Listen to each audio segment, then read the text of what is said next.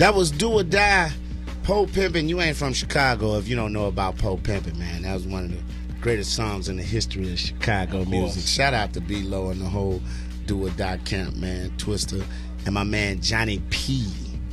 Johnny P, man. Do it behind the music on Johnny P, man. With that curl that he had on, the box curl. Welcome back to Sports Unplugged, man. Brought to you by Wingstop. It's your boy, the Dusty Legend, Leon Rogers. Big Mad on the board. Cameron Smith from Comcast is hanging out with us today. We're talking football. Now, before we left out of the break, we touched on Matt Forte. Well, we didn't touch on him because we're not under the Sandusky Act on this show. But anyway. Forte was quoted by saying, like, you know, he was a little disgruntled with his touches, with his carries. Yeah. And, of course, they brought in the battering ram. That is Michael Bush over from the Oakland Raiders, short yardage situation, you know, to give Forte some rest. Now, I understand all of that. But I will say this, and, man, this is gonna surprise you because you know how I think. Oh, yeah. Listen. Go ahead. The man got hurt last year. Right. Sat. Didn't play. Went through a, you know, public little spat, a little tech. You know, it wasn't a breakup, but it got a little heated. It did. Right. It got a little heated with the Bears organization. You get him back in camp. The man, you know what I'm saying, no Frank Ocean, he's in shape. He's put together. The brother worked out, got himself back strong. No Frank Ocean. No Frank Ocean. Go ahead. You've got to let this guy.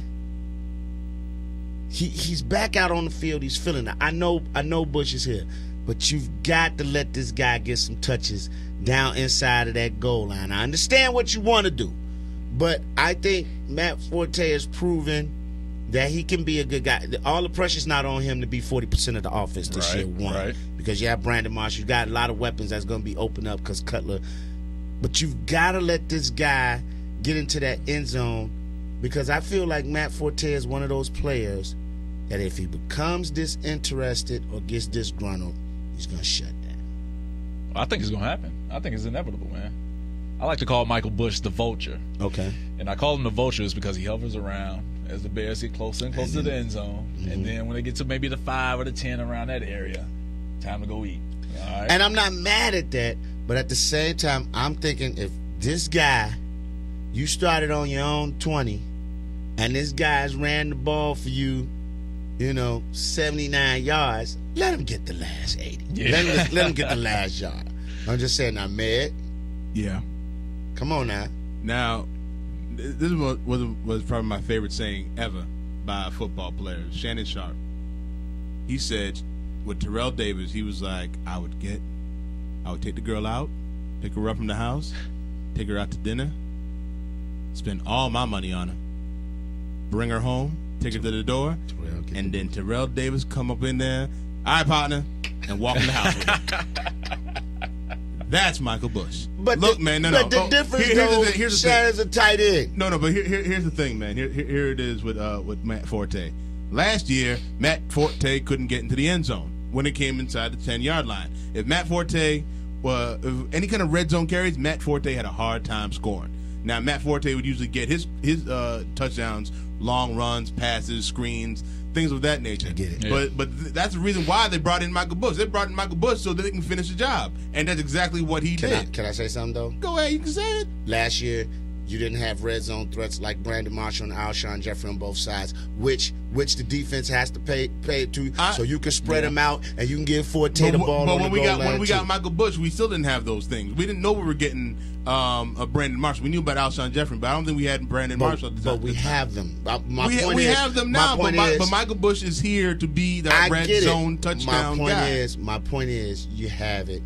You can give him a shot. I'm just saying you can give him a shot. You can give him a shot. You can spread it out. You can give him a shot and you can waste it down. Get Michael Bush in there to get but I mean, it was something similar to last year with Marion and Barbarian when he came in last year. I mean, Michael Bush is Marion Barber. But I'm saying is, but he'll know not to run out of bounds. Yeah. What I'm saying is, if you're saying you're going to waste it down, and if you're saying Bush is automatic anyway, so what if you waste it down? Then by you guys' thing, Bush is automatic anyway, so he's going in on the next trip in. I'm saying the blocking schemes, everything is different this year. Mm-hmm. It's a total new offense. Yeah. It's an offense that's offensive lineman friendly.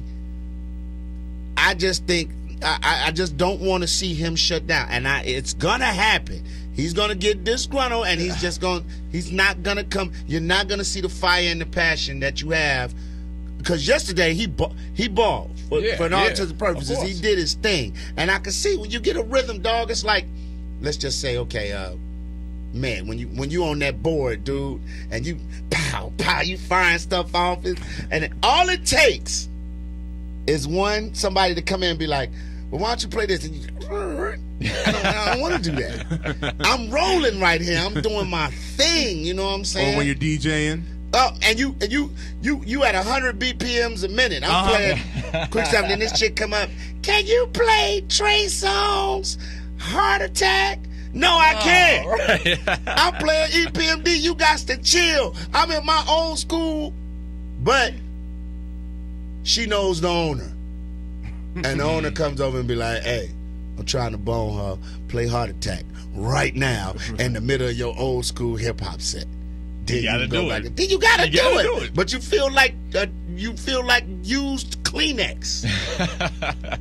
Look, the only way Matt Forte is gonna score is if he breaks a tackle. Screen pass, or he breaks a couple of tackles, then takes it to the house. When they get inside that red zone, the Bears are not going to have Matt Forte in there to score that ball. They're going to bring in the Vulture. The Vulture's going to score. Before we move on to the rest of the NFL, what was the best play that you saw from the Chicago Bears offense? And like, what play stood out for you? Actually, I mean, just the play itself, it probably had to be Matt Forte's one-handed catch. One-handed catch where he caught it, turned and took off. Yeah. And literally, the linebacker was just like, okay, he caught it, but then he was gone. Vapor trail. But he caught that ball with the linebacker all over him. And that's an easy thing to do. And then left him. I mean, that probably had to be the nicest play I saw. And then the 40-yard touchdown pass to Alshon Jeffrey, because that's not an easy throw. That he put that on a rope out there. What about for you? I got to go with the Jeffrey catcher because he put it right in the basket. Let me tell you something, dog. And those two were nice, but there was a play midway in the second quarter. Oh no, you're talking about Brandon Marshall. The slip. That throw, and this is why I said about the confidence level. That throw by Jay Cutler, he put it right over the defense. It was almost similar to Eli Manning's throw to Mario Manningham. Only difference is Brandon was sliding, falling down, and he put that ball right there. And I was like, hey, man, it could be magic. Yeah. It could be magic. Yeah. If they're hooking up like that, it could be magic. But the presence of mind of Brandon Marshall to see that safety coming over the top and slide down while he stood up. A little bit of that was fear. Protect myself. Yeah. I ain't gonna give it all to him like it was some genius move. Right. Like I ain't gonna get my ass thrown up. His eyes got wide when he seen that safety. You know what? Let me say this. Let me say this real quick. That I thought was kind of funny about the whole Bears game yesterday was when I was watching it. I'm watching the game and I'm seeing so many throws going to Brandon Marshall. As a Bears fan, it feels weird seeing that. Yeah. I was almost like, why is he throwing the ball to Brandon Marshall so much? Not saying that he doesn't deserve it. Yeah. I was just so unused to seeing that on my team. I've never seen a quarterback throw the ball to one receiver 15 times before. It looked weird, man. It really did. It felt uncomfortable for a little bit. I swear to God, I was sitting there just like, man. I just didn't know how to act. Like, we have a go-to guy. Right. We have options. We have a 3rd and 6 guy. We got a 3rd and 7 guy. It was crazy. Free at last. I'm sorry. When we come back, man, we're going to move around the NFL, talk about some key games. Yesterday, I definitely want to talk about, and I'm surprised we don't have this video, Trent Richardson decapitating Kirk Coleman. It's all coming up next on Sports Unplugged, man, brought to you by Wingstop. What's on deck, man? What we about to get into? Wild boy. Woo! Coming Steve O. I'm a wild boy. I'm a wild boy. Sports Unplugged, man. Yeah, Tommy Steve O.